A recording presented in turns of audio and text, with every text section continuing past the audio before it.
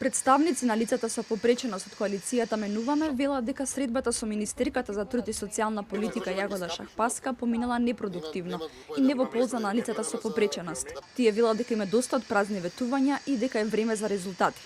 Суарет Алишан од коалицијата Менуваме потсети на нивните барања. Старосната граница од 26 години за остварување на права од социјална и здравствена заштита да се симне на 18 години, како и границата во однос на луѓето кои треба да користат ортопедски помагала како скутер и количка. Лицата со оштетен вид да влезат во корисници на бели стапчиња, мерачи на шеќер и притисок. Какви се тие програми кога без нас ги креираат? Велат имале платформи, кај им се тие платформи кога како коалиција им ги побаравме денеска на госпоѓата Јагода Шапкаска? Ги нема. Им рековме добра кога ги немате вие како коалиција, ние ќе ви ги дадеме, аман заман само да ги реализираме и оствариме правата на лица со попреченост. Не. Не се наоѓаме во предизборно ветување. Се наоѓаме во ситуација кај што треба законите да бидат реалност и пракса.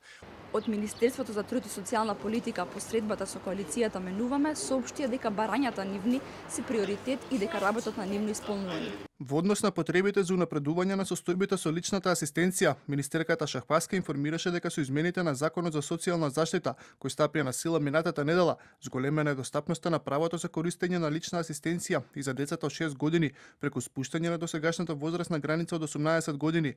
Благојче Горгиев од коалицијата Менуваме вели дека лицата со попреченост треба да бидат приоритет.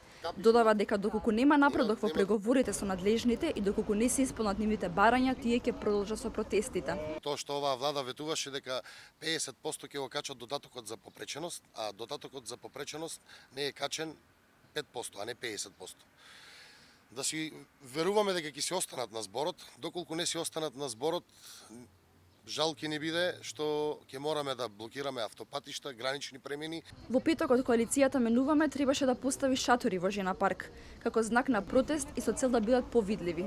Но од страна на град Скопје не им беше дозволено.